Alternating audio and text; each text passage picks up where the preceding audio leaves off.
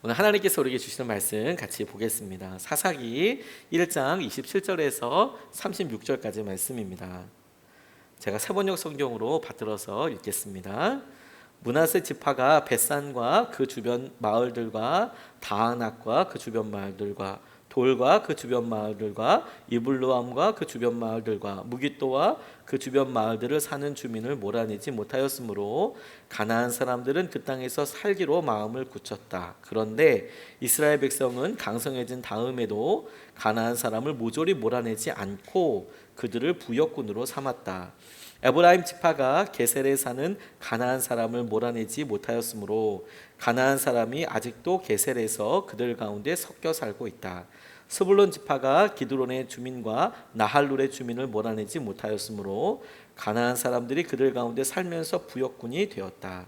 아셀 지파는 악고의 주민과 시돈의 주민과 알랍과 악십과 헬바와 아벡과 루굽의 주민을 몰아내지 못하였다. 아셀 지파가 그 땅의 주민인 가나안 사람과 섞여 산 까닭은 그들을 쫓아내지 못하였기 때문이다.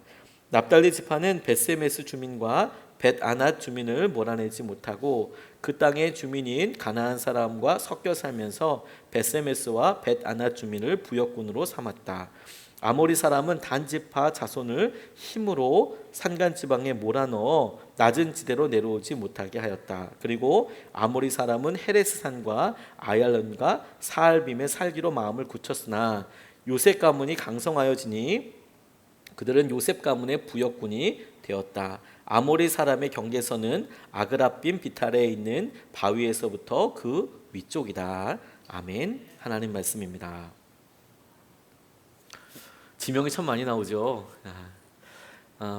사사기를 처음부터 끝까지 다 그냥 한 절도 빼놓지 않고 강의하려는 것은 아닌데 이 본문 말씀이 영적으로 굉장히 중요하기 때문에 여러분들과 오늘 같이 본문으로 삼아서 묵상하고 같이 기도하고 싶습니다. 이렇게 이야기하면 지명만 엄청 많이 나오는데 이게 어떤 의미가 있을까라고 싶지만 오늘 이곳에 등장하는 지파의 이름을 하나하나 다시 떠올려 보면 예를 들어 므낫세 지파, 스불론 지파, 에셀 지파, 에브라임 지파 이런 지파들을 하나하나 떠올려 보면 우리가 길게 이스라엘 역사를 보고 갔을 때의 공통점 한 가지가 있어요. 그게 뭐냐면 북이스라엘에 속해 있는 지파라는 겁니다.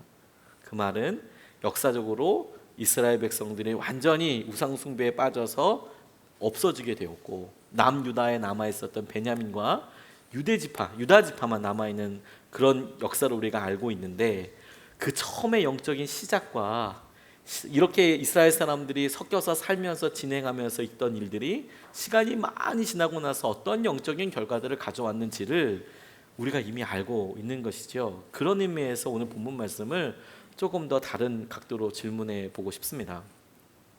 신문 기사를 보다 보니까 재밌는 기사를 하나 보게 됐습니다. 애완동물을 키우는 그런 이야기를 이렇게 보게 됐는데 우리나라 사람들도 요즘 간혹 그런 사람이 있다는데 왜 특별한 애완동물을 키우는 분들이 가끔 계시잖아요.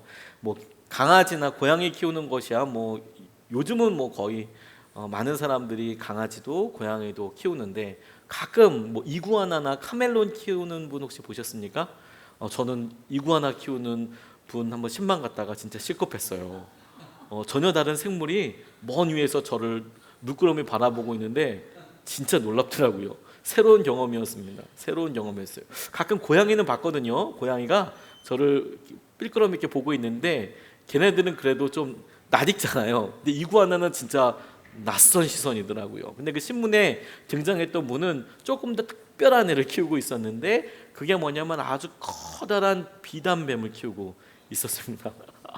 이 두꺼운 애 있잖아요. 자기 몸무게만큼 나가는 그런 비단뱀을 왜 키웠을까 싶지만 이 뱀이 커지면 엄청 커지나 봐요. 근데 그걸 애완으로 어렸을 때부터 키웠다는데 일단 뭐 제 상식으로는 이해가지 않지만 그게 신문에 나게 된 이유가 너무 놀라운 일이었습니다. 자꾸 집에 쓰레파가 없어지고 물품이 하나씩 없어지더래요. 어느 순간에 뭐 가져갈 게 없는데 강아지들은 자기가 물고 도망가서 묻어놓기도 하거든요. 근데 뱀이 묻어놓을 수도 없고 그러잖아요. 그런데 없어지고 났다가 시간이 한참 지나고 나면 얘가 다시 나타나는 거예요. 왜 그런 거 보니까 뱀이 먹은 거예요.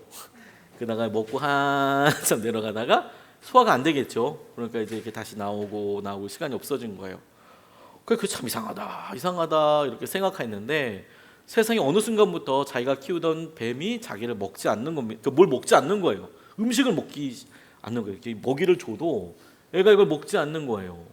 참 이상하고. 근데 안 하던 짓을 계속 하니까 이제 수의사를 찾아가서 이 뱀이 아픈 거 아니냐 이렇게 생각하는데 수의사가 딱 그렇게 먹이를 먹지 않기 시작했다. 그러니까 이제 그 주인한테 그렇게 물어봤나 봐요. 혹시 특별한 이상한 평소 때 하지 않던 일을 하지 않냐 그랬더니 좀 이상한 일이 있긴 있다. 뭐냐 그랬더니 침대에 자기가 누워 있으면 이 뱀이 차례대로 11자로 침대 옆에 이렇게 쭉 펴고 있다는 거예요. 길이를 재듯이. 자기 그 주인 옆에 일자로 쭉 서가지고 키가 얼만큼 되는지를 계속 재더라는 거예요. 그래서 수의사가 얘기해 줬대요. 그거 당신 잡아먹으려고 그러는 거니까 얼른 격리하고 삼키려고 그러는 거니까 조심해야 된다. 얘네들이 야생성이 있고 그러니까 당신을 이제 먹이로 보기 시작한 거다. 그래서 이제 신문에 나와 있더라고요. 저 뱀을 좋아하는 사람의 심리를 제가 100% 이해할 수는 없습니다. 그렇다고 무조건 나쁘다 어떻다 이렇게 가치 평가를 하고 싶지는 않아요. 하지만 아주 상식적인 차원에서 봤을 때 이게 펫이잖아요. 애완견도 그렇고 애완사? 애완뱀? 이렇게 이야기해야 될까요? 아무튼 이렇게 사랑하는 어떤 가족으로 받아들이려고 하는 거지 내가 이것에 먹이가 되기 살신성인하기 위해서 이렇게 키우는 건 아니지 않습니까? 우리가 처음에는 그냥 사랑스럽고 내가 그것을 좋아하니까 내가 충분히 케어하고 내가 충분히 컨트롤할 수 있다고 생각했는데 나중에 어느 정도 시간이 지나고 나니까 이게 웬 말이냐 오히려 나를 거꾸로 재서 내가 그것에 먹힐 수도 있는 순간이 올 수도 있겠더라고요. 저 그거 보면서 여러 생각들을 하게 됐습니다. 우리가 죄의 문제에 대해서 우리 스스로가 그냥 장난하듯이 혹은 이런 정도는 넘을 수 있어. 우리가 경력이 있고 믿음 생활을 하기 시작하고 나이가 들고 그리고 어느 정도 사회적인 일들이 있으니까 이 정도는 넘을 수 있다라고 혹시 여러분 생각하고 계시진 않습니까?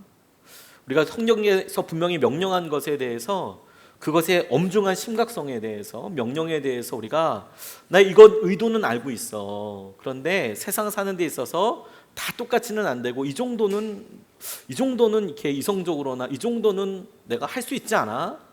혹시 내가 이 정도 상황은 내가 컨트롤할 수 있어. 이 정도는 넘어설 수 있어. 내가 언제든지 돌이킬 수 있어.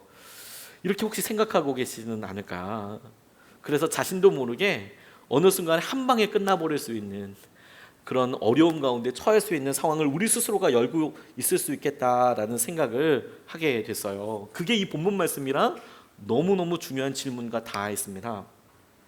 오늘 본문 말씀을 여호수아서와 사사기를 여러 번 읽어보면 반드시 해야 할 질문 한 가지가 있어요. 성경을 많이 읽는 사람들이 말씀을 좀 읽었다면 질문해야 될 질문이 뭐냐면 여호수아서는 분명히 하나님께서 이스라엘 백성들을 통해서 그 지역을 점령했다라고 이야기하고 계시거든요. 그런데 사사기는 또 점령하는 이야기가 나와요. 그러니까 여호수아서는 하나님께서 여호수아를 통하여서 중부지방으로 들어와서 북쪽 그리고 남쪽 이렇게 차례대로 점령한 이야기가 나와서 그 땅에 전쟁이 사라졌다 이렇게 여호수아에서는 얘기하고 있는데 사사기에서는 또 거기에 있는 족속들과 싸웠다 이런 이야기가 나오고 있거든요. 그러면 성경이 똑같은 이야기에 대해서 서로 다른 이야기라고 했을 때 이게 도대체 무슨 의미인가 라고 질문해 봐야 하는 거거든요. 근데 그 해답은 이렇습니다. 하나님께서 전쟁을 통하여서 각 지역에 아주 큰 봉오리들에 해당되는 부족들을 멸하시고 무찌르고 그런 왕들을 다 처단하시고 그리고 믿음으로 여러 부족들에게 12부족들에게 다 나누어 주었어요. 근데 그 땅을 각 지파가 자신의 것으로 물려받았지만 그럼에도 불구하고 온전히 자신의 것으로 만들기 위해서는 똑같은 대가지불과 똑같은 전쟁이 있었어야 했거든요. 그러니까 큰 전쟁을 이미 이겼고 하나님께서 이스라엘 백성들 통해서 하신 모든 일들이 이미 승리로 결정이 났지만 그것을 각 지파가 이어받을 때에는 그 지파에 사는 땅덩어리, 계곡에 이르기까지 사람들이 모여 살 수 있고 부족들이 족속들이 살 수 있으니 그렇게 한 큰 땅덩어리를 얻은 유다 지파든 스불론 지파든 베냐민 지파든 이런 지파들이 그 땅에 있는 다른 이민 족속들을 몰아내야 하는 전쟁이 있었던 겁니다. 하나님께서 주신 땅인데 그것을 나의 소유로 내가 온전히 컨트롤하기 위해서 하나님께서는 여전히 우리에게 대가를 보게 하시고 기도하라고, 믿음을 쓰라고 말씀하고 계시는 거거든요. 그런데 바로 이 부분이 우리의 삶과도 아주 밀접하게 연관되어 있어요. 우리가 믿음으로 예수 그리스도를 만나 복음의 놀라운 능력을 알죠. 신비를 알죠. 그래서 우리가 죄에 대해서 승리했다고 알고 있습니다. 그런데 우리의 삶에 실제로 경험되는 삶을 보면 여전히 죄의 문제나 우리를 어렵게 하고 연약한 문제들 앞에 있으면 우리가 넘어지는 경우들이 있다는 거예요. 우리는 말씀으로 분명히 승리했다는 것을 알고 있는데 실제 우리의 삶에 일어나는 역동들을 가만히 보면, 우리의 마음의 상태를 보면 넘어지거나 힘들거나 여전히 그 일에 매여 있다는 느낌이 들어요. 싸워야 하는데 싸움도 포기하게 되고, 사사기가 바로 그런 현실을 단편적으로 탁 잘라서 너무 여실히 잘 보여주고 있다라고 생각하게 됐습니다. 오늘 본문 말씀에 특별히 세 가지 우리가 주의하고 우리가 영적으로 기준을 삼아야겠다고 하나님께서 도전하신 말씀을 붙잡게 되었는데, 첫 번째 우리가 같이 이 말씀을 통해서 발견할 수 있는 것은 뭐냐면 사단의 계획, 악한 자들의 계획을 볼 수가 있습니다. 27절 말씀을 보면 이렇게 나와 있습니다. 므낫세 지파가 벳산과 그 주변 마을들과 다하낫과 그 주변 마을들과 돌과 그 주변 마을들과 이블르암과 그 주변 마을들과 무깃도와 그 주변 마을들에 사는 주민들을 몰아내지 못하였으므로 가나안 사람들은 그 땅에서 살기로 마음을 굳혔다. 그 주변 마을들에 사는 주민을 몰아내지 못하였으므로 가나안 사람들은 그 땅에서 살기로 마음을 굳혔다. 이 마음이, 이 글이 사실 되게 묵상하면서 놀랍게 제게 다가왔습니다. 거기 가나안 사람들이 나 이 땅에서 살 거야 라고 굳혔다라는 거예요. 여기서 우리가 이스라엘의 지리를 한번 좀 생각해 볼 필요가 있어요. 지리와 인구 밀도를요. 이스라엘 땅 자체가 뭐 우리나라에 비하면 한 그렇게 크지는 않다고는 하지만, 그럼에도 불구하고 그 전체 땅에 200만 명이 산다 이러면 많이 흩어져서 살 수밖에 없습니다. 제가 목회했던 연풍년이라는 곳은 우리나라 전국에서 인구 밀도가 제일 낮은 곳이었거든요. 근데 굉장히 넓은 땅인데, 진짜 굉장히 넓은 땅인데 웬만한 뭐 도까지는 웬만한 동 몇 개를 합친 만큼 넓은 땅이었는데 거의 대부분이 산이었고 3,000명 살았어요. 그러니까 3,000명이 사니까 제가 세 마을을 커버하고 있었거든요. 저희 교회가 세 마을 인구수를 합해도 43명이었어요. 다 합해도 개 빼고 사람들 다 세면 43명이었어요. 그러니까 마을이 세 개였다니까요. 한 마을이 몇 명 사냐면 뭐 한 10명, 많으면 20명 이렇게 살았어요. 20명 살면 마을이에요. 그런데 그 마을이 떨어지는데 걸어가기는 조금 부담되는 거리였어요. 차 타고는 금방이지만 걸어가기는 만만치 않은 거리였거든요. 자, 그러니까 여러분, 사람들이 그렇게 흩어져서 사는데 그 사이에 누군가 산다고 해서 저 사람 여기 왜 살지? 내가 이것을 독한 마음을 가지고 저 사람 여기 살면 안 돼, 내가 저 사람이 나의 분명한 대적이야 라고 인식하지 않으면 처음에 이스라엘 백성들의 인구가 아주 많았던 게 아니었어요. 그러니까 그 땅을 살 때 그 옆 마을 혹은 옆 계곡, 골짜기 이런 데 사람이 있는 걸 알아요. 그런데 내가 싸워서 저들을 몰아내라고 하나님께서 말씀하셨지만 냅두는 거예요. 귀찮잖아요. 굳이 뭐 그렇게까지 않아. 왜냐하면 지금 자신은 불편한 게 없어요. 그냥 여기까지 딱 좋아. 그런데 놀라운 것은, 주목하게 된 것은 뭐냐면 가나안 족속들이 스스로가 그러면 자기 족속들이나 뭐 이렇게 뭐 다시 뭉쳐서 또 살게 하는 게 아니라 그 땅에서 나 그냥 살 거야 라고 그냥 결심을 했다는 거예요. 나 이 땅에서 나가지 않을 거야. 나 이 땅에서 그냥 계속 살아갈 거야. 왜? 저들이 나를 쫓아내지 않으니까. 저들이 내게 신경 쓰지 않으니까. 나는 이대로 여기서 살아왔던 대로 그냥 살 거야. 이게 얼마나 중요한 문제인지 모릅니다. 히스기야가 하나님께 간절히 구하면서 놀라운 승리를 경험했습니다. 그런데 그가 막상 이런 승리를 경험하고 난 다음에 자기의 연약한 육신을 놓고 기도할 때도 하나님께서 응답해 주셨거든요. 그게 놀라운 기적처럼 하나님께 회복해 주셨는데, 그 다음에 일어난 일이 뭐였냐면 바벨론인 사신들이 와서 자기에게 이야기할 때 다 보여주고 막 자랑했어요. 그렇게 자랑할 때 하나님의 사람이 와서 뭐라고 이야기하냐면 나중에 이 일이 일어나서 뭐 당신의 자손들이 어떻게 되고 이런 얘기 하거든요. 근데 히스기야 왕이 본인 스스로 뭐라고 이야기하는지 아십니까? 내 때에 일어나지 않으니까 선한 일이 아니냐, 이거. 내 때에 일어난 일이 아니니까. 그래서 므낫세 같은 어마무시한 왕이 태어나기도 하고요. 그런 일들이 막 일어나게 됐습니다. 그런데 안타까운 일이죠. 안타까운 일이죠. 내가 지금 이렇게 하나님께서 주셨지만 완전히 주신 것에 대해서 그냥 이렇게 엉성한 마음을 갖고 있을 때 사단은 어떤 계획과 어떤 마음을 갖고 있냐면 나 떠나지 않아. 나 이곳에 있을 거야. 나는 여기서 여전히 있어도 지금 당장 불편한 거 없잖아. 그러니까 나 여기 있도록 살려줘. 냅두게 해줘. 그렇게 해줘. 라고 거하더라라는 겁니다. 그런데 여러분, 사람 참 이상해요. 그런 사람이 영향을 안 줄 것 같지만 신경 쓰게 되고요, 보게 되고요, 그것에 대해서 마음도 심지어 생활의 균형도 이렇게 흐려지게 됩니다. 예전에는 가방을 한쪽에 이렇게 들었지 않습니까? 저희 누님이 예전에 교복 입던 때 이렇게 있었는데 항상 이제 왼쪽에 이렇게 그때는 이렇게 매는 가방을 안 했나 모르겠어요. 이렇게 들고 다니는 가방. 근데 여고생이어도 멋 내고 싶어도 일단 학교에서 갖고 오라는 거 많으면 그거 들고 가야 되지 않습니까? 그러니까 이렇게 계속 들고 다니다가 어깨가 이렇게 삐뚤하게 된 적이 있었어요. 그러니까 왼손 오른손에 들어도 사실 이게 드는 쪽 편한 쪽이 있고 버스 타고 가다 보면 이렇게 들다 보면 어디 놔줄 데가 없으니까 짐 들고 다니다 보니까 나중에는 이게 약간 끼우뚱해지는 거예요. 그럼 몸만 끼우뚱해지는 게 아니고요, 걸음도 끼우뚱해지고요, 척추도 돌아간다고 하더라고요. 죄의 문제가 혹은 우리가 처리하지 못하고 순종하지 못했던 문제들이 그냥 없는 게 아니에요. 근데 사단이 그걸 알아요. 그래서 완전 척결하지 않으면 그냥 나 여기서 같이 있을래. 이게 사단의 계획이라는 거예요. 나 여기서 살기로 결단해. 마음을 굳혀. 나를 쫓아내지 않으니까 난 여기 있기로 마음을 굳혀. 그게 이스라엘 백성들이 멸망하게 되는 굉장히 중요한 통로였습니다. 발람 선지자가 발락에 의해서 이스라엘 저주하기 위해서 왔던 이야기를 민수기에 보면 볼 수 있는데, 그가 3번이나 저주해달라고 이야기하는데 오히려 거꾸로 이스라엘 민족에게 축복을 하는 이야기를 합니다. 그러면 대충 선한 사람인 것 같지만 그렇지가 않아요.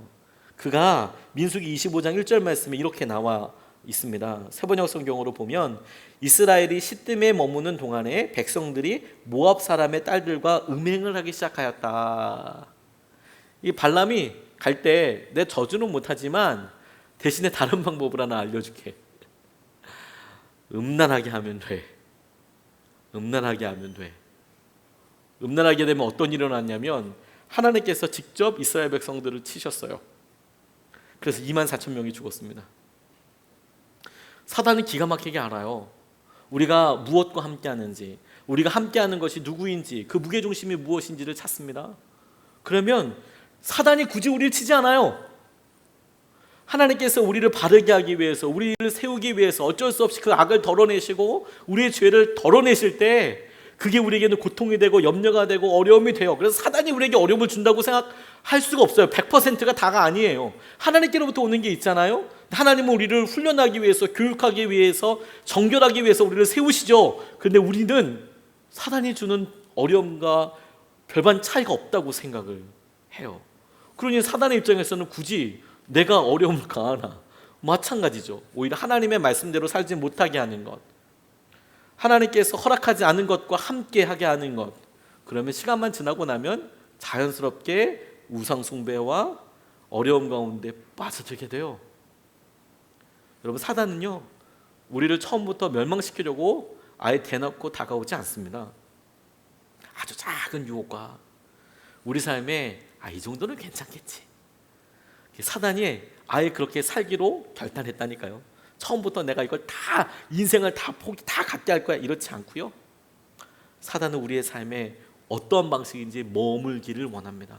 그게 오점이든 그게 우리 연약함이든 그렇게 남기를 원합니다. 근데 이 본문 말씀이 계속해서 이 사사기에 이스라엘 백성들에게 있었던, 이제 이스라엘 백성들 자체에게 있었던 또 다른 마음 하나를 보여주는데, 그게 뭐냐면 타협하는 거예요. 타협하는 거. 28절서부터 30절까지 이렇게 나와 있는데요. 그런데 이스라엘 백성은 강성해진 다음에도 가나안 사람을 모조리 쫓아내지 않고 그들을 부역군으로 삼았다. 29절에 에브라임 지파가 게셀에 사는 가나안 사람을 몰아내지 못하였으므로 가나안 사람이 아직도 게셀에서 그들 가운데 섞여 살고 있다. 스불론 지파가 기드론 주민과 나할룰의 주민을 몰아내지 못하였으므로 가나안 사람들이 그들 가운데 살면서 부역군이 되었다. 이렇게 설명하고 있습니다. 잘 보세요. 이스라엘 백성은 강성해진 다음에도 처음에는 내가 이렇게 가나안 사람들을 내 안에 죄가 있고 혹은 우리가 믿음 생활하면서 그걸 하지 않는 이유가 내가 직급이 낮기 때문에, 지금은 돈이 없기 때문에, 지금은 할 수 없기 때문에, 여력이 되지 않기 때문에 그렇게 얘기했단 말이에요. 근데 이 말씀을 그대로 적용해보면 뭐냐면 그가 강성해진 다음에도 오히려 그것을 내버려 두고 괜찮다고, 그리고 그걸 적당히 이용해서 내가 더 선하게 쓰임받게 할 수 있다라고 썼다라는 거예요. 가나안 사람들을 모조리 몰아내지 않고 그들을 부역군으로 삼았다. 그들을 어떤 자기의 삶을 영위하게 되는 편리한 도구나 통로로 삼았다라는 겁니다. 하나님의 말씀을 내가 능력이 없어서 못하겠습니다. 내가 순종할 수 있는 능력이 없습니다. 이럴 때 일단 안타까운 마음이라도 가지 않습니까? 물론 그게 정답은 아니죠. 그래도 한번 해보십시오라고 이야기하겠지만, 그런데 지금 같은 경우에는 그들이 강성해졌음에도 불구하고 여전히 그들을 몰아내지 않았다라는 것은 그들의 능력의 문제가 아니라 그들의 마음가짐의 문제이고, 그들이 자기의 삶을 보다 더 편리하게 하는 데에 중점을 두었기 때문에 일어나게 된 현상 중에 한 가지였다는 거예요. 근데 여러분, 이런 온전한 하나님을 향한 마음, 이것이 저는 이렇게 읽혀지더라고요. 타협했다는 것 자체가. 그들은 자기에게 주어진 작은 승리에 만족할 뿐이에요. 내가 이제 힘이 세졌고 내가 이 사람들 이제 다스릴 수 있어, 내 마음대로 할 수 있어, 그럼 내가 승리한 거지 뭐, 내가 이러면 된 거지 뭐, 그럼 내가 굳이 이거 안 해도 되지 뭐, 이런 식으로 생각한다는 거예요. 사단의 결정적인 속임수입니다, 여러분. 그렇지 않습니다. 여전히 우리가 매여 있는 거예요. 여전히 넘어설 수 없습니다. 우리가 좀 더 큰 계획을 보면 이렇습니다. 하나님께서 이 땅을, 가나안 땅을 주실 때에 우리가 보기에는 어떻게 이 민족과 싸우는데 이렇게 다 전멸해서 쫓아내느냐, 너무 잔인한 거 아니냐, 이렇게 생각하기 쉽지만 그렇지 않아요. 창세기 16장 15절 말씀에 보면 이렇게 나와 있어요. 너희 자손은 4대째가 되어서야 이 땅으로 돌아올 것이다. 아브라함에게 한 약속인데요, 아모리 사람들의 죄가 아직 벌을 받을 만큼 이르지 않았기 때문이다. 아모리 사람들의 죄가 아직 벌을 받을 만큼 이르지 않았기 때문이다. 이게 개정판에는, 개역 한글판에는 아모리 족속의 죄가 관영치 않았기 때문에, 충분히 벌 받을 만큼 그렇게 되지 않았기 때문에 너희들이 빨리 돌아가지는 못할 거다, 이렇게 이야기하고 있어요. 아모리 족속. 근데 34절 말씀에는요, 그 아모리 사람은 단지파 자손을 힘으로 산간지방에 몰아넣을 만큼 여전히 그곳에 있었네요. 살아두고 냅두고 있었던 거예요. 무슨 말을 하고 싶은 거냐면, 하나님이 아브라함에게 하셨던 약속을 통해서 볼 수 있는 하나님의 계획은 무엇이냐면, 이 가나안 족속들이 가지고 있었던 우상 숭배와 이들 삶에 분명히 드러나야 될 하나님의 영광, 하나님의 계획, 그것이 이스라엘 백성들이 빼앗는다 이런 느낌이 아니라, 이것은 하나님의 이름으로 심판한다, 하나님께서 이 땅 가운데 세상의 것을 몰아내고 하나님의 진리와 은혜를 드러낸다라는 것을 보여주는 굉장히 중요한 통로인 것이죠, 이 싸움이. 그런데 이스라엘 백성들이 전혀 그렇게 반응하지 않습니다. 이제 아모리 족속의 죄가 관영했다, 야, 이들의 우상 숭배를 내가 볼 수 없고 이제는 이 땅에 이 사람들을 몰아내고 하나님께서 이루시는 나라가 어떤 것인지 드러내야겠다라는 계획을 이스라엘 백성들에게 여시고자 저들을 출애굽하게 하셨고, 그 땅을 전쟁을 통해서 이기게 하여 주셨고, 그리고 나눠줬는데 정작 그들은 이스라엘 전체 민족이 가졌던 승리와는 별개로 자신의 부족에 있어서는, 자신의 가정에 있어서는, 자기 자신의 일에 있어서는 적당히 그냥 타협하고 살고, 그리고 자기가 할 수 있는 것 중에서 내가 힘이 더 강성해졌다, 적당한 수준의 승리에서 그냥 만족하고 말았다라는 거예요. 근데 여러분, 성경에는 나와 있지 않기 때문에 우리가 함부로 추측할 수는 없지만, 만약 이때 완전한 하나님의 승리와 완전한 하나님의 은혜를 기대하고 나아가는 사람이 있었다면 어떤 세대가, 어떤 세계가 되었을까요? 상상할 수도 없습니다. 추측할 수가 없어요. 왜냐하면 모두가 다 그렇게 무너지듯이 지금 여러 지파들이 다 그렇게 같이 살았다 이렇게 나와 있지 않습니까? 작은 승리에 만족하고 그렇게 살았어요.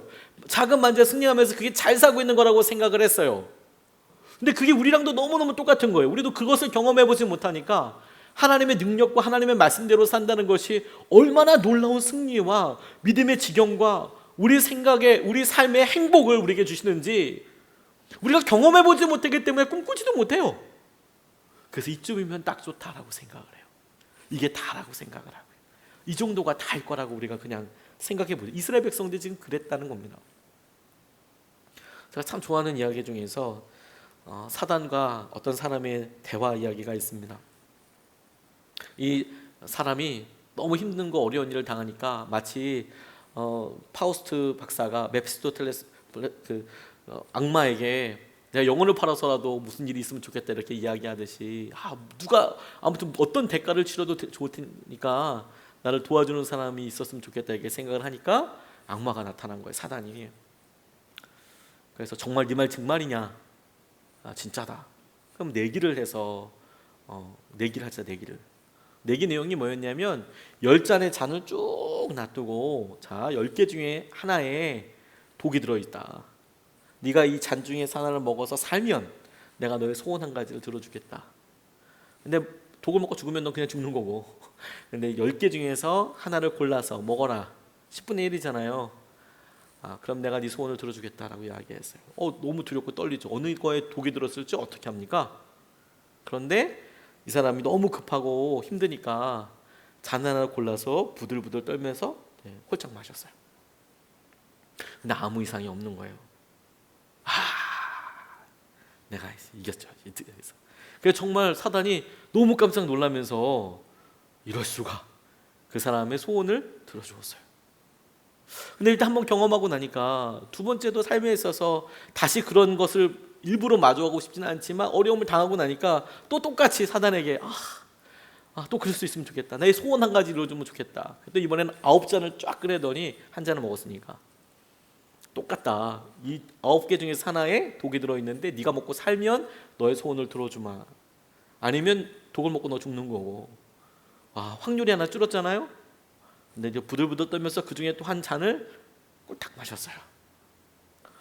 근데 역시 아무 문제가 없는 거예요. 회심의 미소를 지으면서 이번에도 내가 이겼다. 그리고 사단이 진짜 난처해하면서 또 한 번의 소원을 들어줬어요.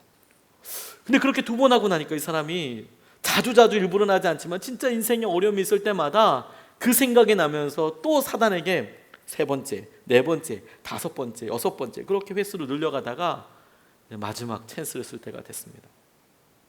9번째 찬스가 된 거예요. 그러니까 이제 사단이 딱 나타나니 잔 2개를 딱 꺼내는 거예요. 자, 이제 둘 중에 하나 독이 들었고 네가 먹으며 살면 내가 너를 살려주고 너의 소원을 들어주고 아니면 너 죽는 거 이렇게 했습니다. 막 진짜 둘 중에 하나니까 부들부들 떨다가 한 잔을 이렇게 탁 마셨어요. 아무 이상이 없는 거예요. 너무 기뻐했어요. 야! 내가 끝까지 사단과의 싸움에서 내가 이겼다. 하나님이 날 지켜주신 걸지도 몰라. 이렇게 생각했을 수도 있어요. 내가 이겼다. 그러면서 너무 좋아하더래요. 근데 사단이 그때서야 씩 웃으면서 나머지 한 잔을 자기가 마셔버리더래요. 처음부터 독은 없었거든요. 사단이 원했던 것은 무엇이냐면 독을 먹고 죽는 게 아니라 그렇게 중요한 순간마다 사단에게 와서 일을 쉽게 그리고 자기의 기회를 박탈해 가면서 그렇게 살아가는 것을 원했던 거거든요.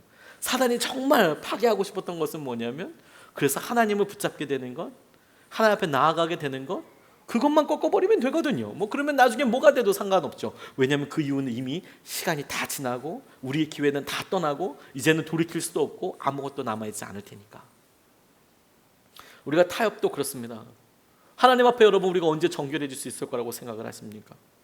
여러분 혼자 냅두면 여러분 정결해질 수 있다고 생각하십니까? 여러분들이 언제 100% 주님의 말씀에 순종할 수 있을 거라고 생각이 드십니까? 아무런 바빠지는 일이 없고 아무런 여러분들 힘들게 하는 사람이 없고 모든 관계가 다 좋고, 그러면 여러분 주님 말씀에 100% 순종할 수 있게 되실 것 같으십니까? 그럴 수 없습니다. 그런 건 없습니다, 여러분. 그런 건 아예 없는 겁니다. 오히려 그때가 우리의 마음속 깊숙이 쑥 들어오면서 사단의 말 한마디가 우리를 무너뜨리는 것을 우리가 하와를 통해서도 볼 수 있고 아담을 통해서도 볼 수 있지 않습니까? 아무런 유혹도 없던 에덴 동산에도 사단이 주는 말 한마디에 그들에게 아무 문제가 없었음에도 불구하고 그들이 이렇게 넘어지는 거 우리가 봤잖아요. 오히려 우리의 어려움과 연단이 우리 앞에 뻔엿이 살고 있는 가나안 족속이 우리의 믿음을 한 걸음 넘어서게 하고 우리가 하나님께 생각하시는 것을 더 보게 할 수 있는 굉장히 중요한 통로라는 거예요. 그걸 우리 스스로가 놓아버리는 거예요. 그게 사단이 노리는 것 자체라는 겁니다. 싸워서 패하는 게 사단이 원하는 게 아니고요. 그렇게 어버어버 하다가 아이 뭐 그냥 이게 다 넘어가는 거지 뭐 이걸 원한다는 거예요. 그러면 나중에는 언젠간 다 사단에게 돌아오게 되어 있거든요. 무너지게 되어 있거든요. 파블로 카살스라는 정말 유명한 첼리스트가 있습니다. 나이 이렇게 많으신, 머리가 많이 벗어지신 그런 분인데 16살 때인가 17살 때 우연히 고 서점에서 바하의 무반주 첼로곡을 연주한 다음에 그 엄청 연주하셨대요. 평생 60년, 70년, 80년 그 곡을 그렇게 열심히 연주하셨답니다. 제가 몇 살에 발견했는지는 정확히 모르겠습니다. 기록에 남으니까. 아무튼 굉장히 젊었을 때 그 책을 발견하고 날마다 그걸 연주했대요. 평생을. 근데 이분이 95세의 나이에도 하루에 6시간씩 첼로 연습을 하셨대요. 95이요. 75이 아니고 95. 이때에도 6시간씩 첼로 연습을 하셨대요. 세상에. 이게 팔 아프지 않을까 싶어요. 이게 힘들 것 같아요. 근데 95살, 6살. 근데 그 이유가 뭔지 아십니까? 제가 그 이유 듣고 진짜 놀랐어요. 이분 이렇게 얘기하셨답니다. 95세 하루에 6시간씩 첼로 연습을 한 이유, 조금씩 나아지고 있기 때문에. 이렇게 얘기하셨대요. 조금씩 나아지고 있기 때문에. 95세 첼로의 대가라고 하는 이분이 95세도 6시간씩 날마다 연습하는 이유가 그렇게 연습해야 조금씩 나아지기 때문에, 이렇게 그걸 내가 느끼기 때문에 하는 겁니다. 그게 참 쉽지가 않아요. 무협 소설도 보면요, 고수가 보면 하수가 얼마나 느는지 보입니다. 하수의 실력이. 하지만 하수는 잘 못하는 사람은 똑같은 사람의 수준과 상황을 잘 몰라요. 얼마나 잘하는지, 얼마나 아는지. 우리의 믿음을 이렇게 보죠. 우리가 여전히 믿음의 수준이 낮아요. 그래서 우리가 얼마나 잘하는지, 얼마나 성숙했는지 잘 몰라요. 근데 하나님이 보시기에는 우리가 참으로 많이 잘하고, 하나님이 보시기에는 우리에게 참으로 많은 은혜가 있거든요. 근데 우리가 보기에는 날마다 똑같은 것 같은 거예요. 날마다 똑같이. 그래서 우리의 삶에 있어서 중요한 기회들을 우리 스스로가 포기해 버려요. 작은 승리로 만족해 버리죠. 이것의 완전한 완성형과 이것의 완전한 승리를 더 갈망하지 않아요. 이 정도면 됐다고 생각해요. 그게 함정입니다, 여러분. 그게 함정입니다. 이스라엘 백성들 가운데 하나님께서 이스라엘 백성에게 주신 땅에, 그것도 승리하여서 내어준 땅에 그냥 그들이 강성해졌어도 그냥 가나안 땅 사람 살라 그래. 또 그렇게 해. 하나님께서 처음 명령하신 것과 이제는 자기의 능력이 있었을 때는 순종을 못하는 게 아니라 안 하는 게 되어져. 그래서 순종을 안 하는, 불순종하는 그런 상황까지 되는 거예요. 못했을 때는 못한다 이야기하죠. 우리 주위에 여러분 그런 예가 얼마나 많습니까? 간절히 기도해서 성공하고, 간절히 기도해서 기도 제목이 응답되고, 간절히 기도해서 재정이 풀어지고, 간절히 응답해서 뭐가 되면, 그러면 믿음이 더 나아지든가요, 떨어지든가요? 여러분 주위의 사람들 한번 보십시오. 그렇게 기도해서 그게 되면 그래서 더 기도하게 되든가요, 기도를 더 안 하게 되든가요? 그래서 예배 모임이나 이런 데 하나님 앞에 나아가는 모임에 더 간절하게 나와서 정말 주님을 더 예배하고 찬양하게 되든가요? 아니면 예배 시간에 바빠서 더 자기의 상황과 형편으로 그냥 가서 100만 가지 합당한 이유로 그렇게 살든가요? 우리 주위에 너무 많이 보지 않았습니까? 강성해지고 난 다음에 그런 건 없어요. 그런 의미에서 오늘 본문 말씀은 우리의 한계를 명확하게 보여줍니다. 우리의 한계는 믿음의 한계예요. 다시, 우리의 한계는 우리의 믿음의 한계예요. 하나님의 능력의 한계가 아니고요, 세상에도 어렵기 때문도 아니고요, 그게 안 된다고 생각하는 것은 너의 믿음의 한계라고요. 제가 이번 주에 목요일 날 아주 되게 흥미로운 곳에 갔다 왔거든요. 신우에 이렇게 갔다 왔습니다. 우리 김재학 권사님께서 초청해 주셔서 갔다 왔는데 되게 영적으로 도전도 많이 되고, 뭐 앞으로도 몇 번 나눌 수 있는 일이 있겠지만 그 중에 흥미로운 글귀 하나를 제가 이렇게 봤어요. 예배하려고 이렇게 딱 이렇게 앉아서 이렇게 보는데 예배 오신 분들이 너무 이제 진짜 저게 되게 도전이 됐거든요. 한 분 한 분이 제게 되게 소중했어요. 그런데 이제 아주 사소한 거지만 맨날 보기 때문에 그렇긴 하지만 앞에 이제 딱 글 하나가 쓰여 있기를 당신이 믿어도 혹은 당신이 믿지 않아도 당신의 믿음대로 될 것입니다, 이렇게 쓰여 있더라고요. 저 되게 충격이었어요. 당신이 믿어도, 당신이 믿지 않아도, 그러니까 안 된다고 믿게 될 때, 당신이 된다고 믿어도, 안 된다고 믿어도 당신의 믿음대로 될 것이다. 야, 진짜 그렇구나. 안 된다고 믿는 거구나, 우리가. 이건 지금 이게 된다고 믿는 것의 반대는 안 믿어줘가 아니라 우리가 안 믿는다고 믿는 거구나. 내 직장에서나 가정에서나 앞으로 이런 일들은 안 된다고 내가 믿고 있는 거구나. 그게 우리의 믿음의 한계다라는 거예요. 34절 35절 말씀이에요. 아모리 사람은 단지파 자손을 힘으로 산간 지방에 몰아넣어 낮은 지대로 내려오지 못하게 하였다. 그리고 아모리 사람은 헤레스산과 아얄론과 사알빈에 살기로 마음을 굳혔으나 요셉 가문이 강성하여지니 그들은 요셉 가문의 부역군이 되었다. 이것을 지금 봤던 그 시선으로, 그 틀로 잠만 보면 이렇습니다. 분명히 이 땅을 하나님께서 주셨잖아요. 그리고 아모리 사람의 죄악이 관영하지 않아서, 아모리 족속이 충분히 죄가 차지 않아서 주님께서 기다리셨고 이제는 차서 이 땅을 주셨는데, 그 중심이 된 아모리 가문이 지금 뭘 하고 있냐면 단 지파를 오히려 거꾸로 힘으로 몰아내서 산간 지방으로 몰아냈대요. 단 지파에게 그 아모리 족속의 땅을 줬거든요. 그러면 하나님께서 이미 여호수아와 함께 이 땅을 점령하게 하셨고, 그리고 너희 지파가 충분히 너희들 땅을 다 점령할 수 있어 분배했고, 그래서 단 지파가 이 땅을 분배받아서 전쟁을 해서 이들 쫓아내는 게 원래 하나님께서 갖고 계신 원한이지만, 이제는 어떤 사람이 있었다고요? 거꾸로 아모리 족속이 단 지파가 평지로 내려오지 못하도록 오히려 힘으로 몰아냈다는 거예요. 산 위로 절대 내려오지 마라. 힘으로 밀렸다. 그러니까 승리 정도가 아니라 거꾸로 자기들이 오히려 이 사람들에게 붙잡혀가지고 힘을 못 쓰는 상황이 있었다라는 거예요. 믿음을 쓰고 믿음을 사는데, 그런데 그 믿음이 처음에는 자기가 용인하는 것 같고 이렇게 하지만 웬걸 실제로 실력으로 붙어보니까 자기 힘으로는 안 된다고 생각이 돼서 산간지방에서 못 내려오게 되었다.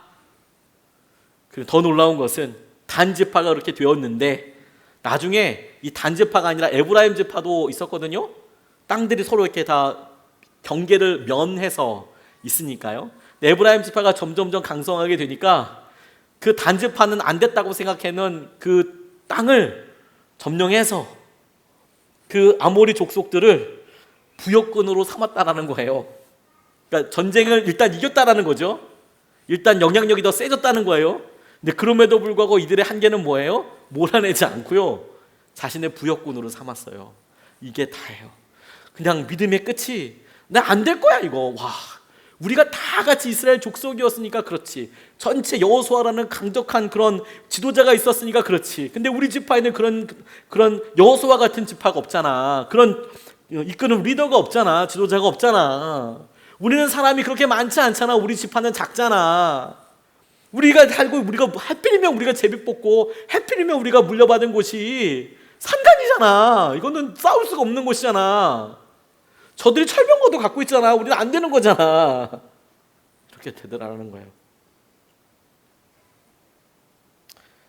안타깝지 않습니까, 여러분? 처음의 기준을 다시 떠올려 보세요. 이 땅은 이미 승리한 땅이라고요. 이 땅은 하나님께서 이미 주신 땅이라고요. 근데 그 땅에서 어쩔 뻔 몰라서 벌벌벌 산 위에서 살고 있는 이스라엘 백성들을 보고 하나님은 어떤 마음이셨을까 도대체 어떤 마음이셨을까 하는 생각을 하게 돼요. 아무도 여러분의 믿음을 대신해 주지 않습니다. 다시 여러분, 아무도 여러분들의 믿음을 대신해 주지 않습니다. 주님께서 십자가에서 우리의 죄를 이기셨습니다. 진리이고 변함없는 사실입니다. 영원히. 하지만 아무도 여러분들의 죄를 이기기 위해서 여러분 스스로가 붙잡고 여러분 스스로가 예수 그리스도의 보혈을 의지하는 것 외에 아무도 여러분을 도와줄 수 없습니다. 여러분들에게 이미 허락되어 있는 그 보혈의 능력과 은혜를 붙잡는 것은 오로지 여러분이 붙잡고 싸워야 될 일이지 아내가, 남편이, 부모가, 자녀가 그런 건 없습니다.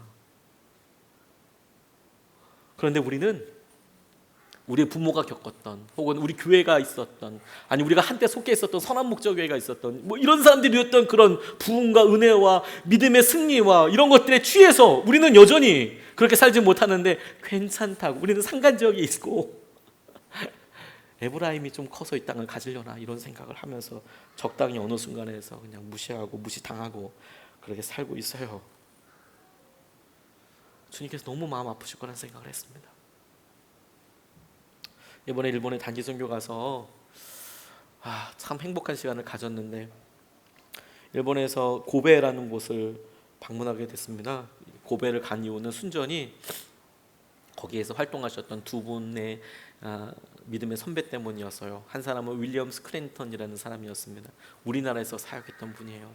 제가 설교 시간에 여러 번 인용했던 분입니다. 참 존경하는 분이었거든요. 이 윌리엄 스크랜턴 이분은 의사 선생님이었고 우리나라에 거의 처음에 왔던 의사 중에 한 명입니다. 1980년대에 와서 열심히 사역했습니다. 그리고 이 가정이 진짜 놀라운 가정이에요. 그래서 이분의 어머니가 미국은 여러분 잘 알다시피 성으로 다 여자들도 부르잖아요. 그래서 이 윌리엄 스크랜턴이 아들인데 아내도 스크랜턴 여사일 거 아닙니까? 근데 이 엄마도 스크랜턴 여사일 거 아니에요. 그래서 대부인이라고 불러요. 어머니란 뜻에서 대부인이라고. 근데 이분이 이화 학당을 만드셨던 분입니다. 그리고 이분에게 참 많은 사람들이 영향을 받았어요. 대표적인 사람이 전덕기라는 상동교회 지금 저쪽에 세로나 백화점 그 땅에 있는 겁니다. 거기 100년도 넘은 엄청 오래된 교회예요. 거기는 지금 이런 표현을 해도 뭐 시기가 지났으니까 상놈들이 다니는 그런 진짜 상놈들이 다니는 교회사에는 상놈들이 다니는 그런 데였어요. 양반들이 다니는 데는 따로 교회가 정동교회나 이런 데가 있었고요. 거기는 상놈들이 다니는 데였어요. 문 밖에 상놈들이 다니는 곳이었습니다. 그런데 거기에 목사님이었던 전덕기라는 분은 사실 중인도 아니고 좀 밑에 우리 사람이었는데 당시에 선교사들이 영아들을 잡아다가 잡아먹기도 한다 막 이렇게 말도 안 되는 소문이 퍼졌거든요. 그래서 사실을 알고나 보자. 그래서 위장 취업을 했어요. 진짜 선교사들 어떤 짓 하나 보자. 위장 취업을 했습니다. 그래서 들어갔어요. 그러니까 거기 머슴처럼 이렇게 일해주는 사람이 있을 거 아니에요. 우리나라에도 그때 당시 머슴이 많았으니까. 그런데 이제 선교사들의 머슴처럼 가서 나무도 오고 뭐도 오고 뭐 심부름도 하고 뭐 이렇게 하고 다 하는데 충격적인 일이 한두 개가 아닌 거예요. 첫 번째, 일단 양반들은 겸상을 하지 않거든요. 아래 것들이랑 겸상하지 않는데 이 스크랜턴 가정은 자기에게 겸상을 하도록 하는 거예요. 밥을 같이 먹자고 하는 거예요. 이건 조선시대 때 있을 수가 없는 일이었거든요. 밥을 같이 먹자고 하는 거예요. 이 사람들이 처음에 뭐 장난하는 줄 알았더니 진짜 밥을 먹자고 하는 거예요. 근데 두 번째 이 사람이 충격받았던 건 뭐냐면 거기에 스크랜턴 대부인, 스크랜턴 가족들이 이렇게 있을 거 아닙니까? 그러면 다 영어를 쓸 거 아니에요. 근데 일하는 사람은 자기랑 한두 명밖에 없는 거예요. 근데 정말 놀라운 것은 뭐냐면 한국 사람, 조선 사람은 자기 한 사람만 있어도 이 스크랜턴 대부인이 너희들 다 조선말 써야 돼 이렇게 얘기했다는 거예요. 그래서 그 한 사람 때문에 무조건 다 한국말을 썼다는 거예요. 그래서 미국 사람이 영어를 잘할까요? 한국말도 잘할까요? 근데 밥 먹는 자리들마다 떠듬떠듬 줘봐요 뭐 이런 식으로 말도 안 되는 말을 막 조선말을 하는 거죠.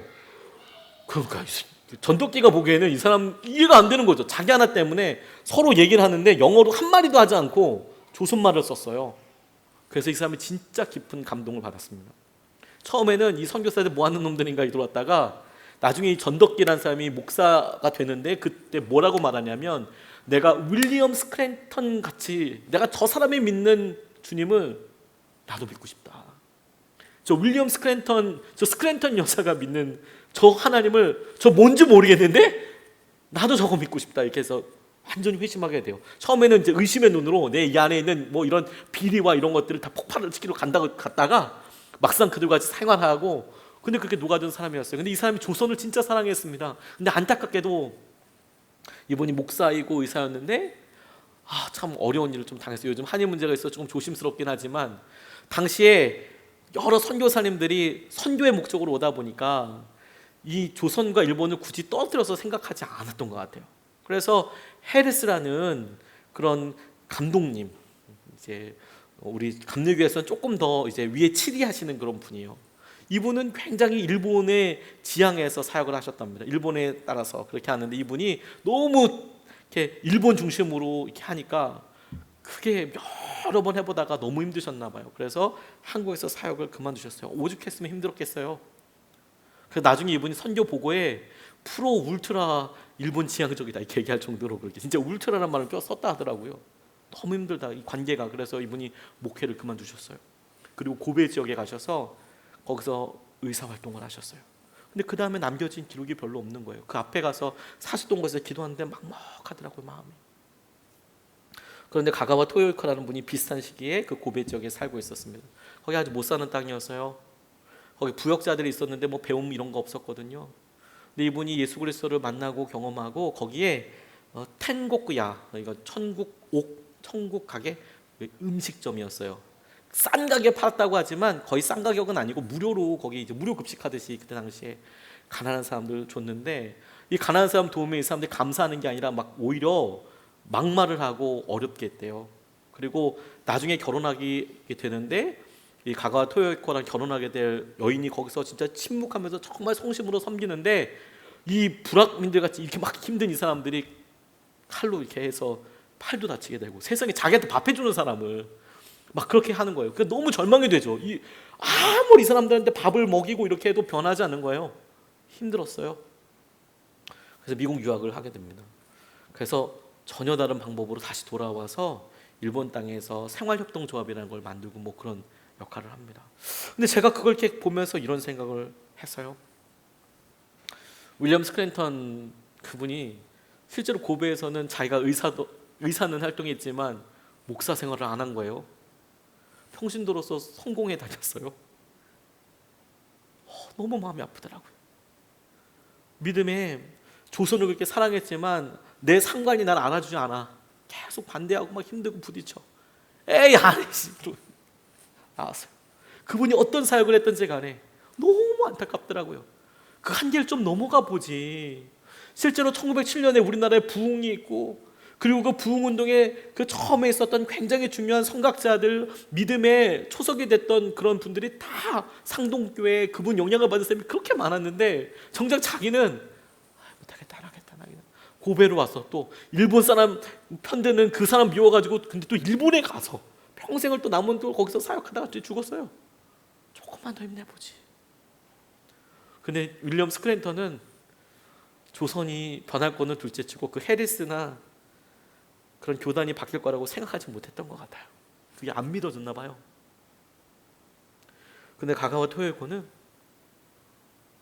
자기 사랑하는 여인에게 칼질해 대고 공짜로 밥을 먹여도 좋은 소리 안 하고 막 욕을 하는 이런 자기 동포들에 대해서 그래도 변할 거라고 믿었나 봐요.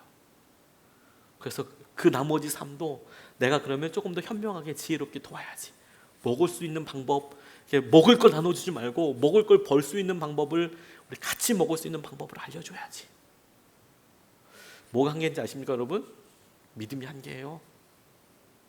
우리가 되어 있는 상황이 변할 거라고 믿는 것도 믿음이고요, 안 변할 거라고 믿는 것도 믿음이에요. 근데 여러분 그 믿음대로 되는 거예요. 이스라엘 백성들 쫓아낸다고 믿을 수 있어요. 못 쫓아낸다고 믿을 수 있어요. 그런데 믿음대로 되는 거예요. 근데 여러분 우리는 지금 어떤 믿음으로 우리가 나아가고 있나요? 오늘 우리가 갖고 온 기도 제목이나 우리 가정이나 우리 직장이나 우리의 돈 문제나 우리의 건강이나 여러분 믿는다고 이게 된다고 믿고 계십니까? 안 될 거라고 믿고 계십니까? 그게 한계가 될 거예요. 만약에 우리 스스로가 터무니없는 믿음으로 서로 보여진다면 이제 정신 차리고 기도해야 될 것 같아요. 화들짝 놀라서 하나님 당신 믿음으로 우리가 서게 되기를 원합니다. 있게 되기를 원합니다. 세 가지 말씀을 같이 나눴어요. 사단의 계획은요, 우리를 파멸시키기는 궁극적으로 원하지만 처음에는 그렇게 처음부터 이렇게 노골적으로 나오지 않아요. 우리가 어떻게 우리 한 틈을 좀 이렇게 사고 이렇게 있는 거예요. 안 보이는 곳에 암처럼 이렇게 꼭 이렇게 딱 숨어서 이렇게 있는 거예요. 같이만 있으면 언젠가는 머물러 무너지거든요. 근데 문제는 우리가 작은 승리에 만족해서 타협하는 거예요. 이 정도면 된다고. 그걸 통해서 우리가 믿음의 한계를 보게 돼요. 오늘 제가 찬양하고 이 한계를 주님께 올려드리고 같이 기도하고 나아갈 수 있으면 좋겠습니다. 주님 말씀하시면 우리가 찬양하고 같이 기도하시겠습니다.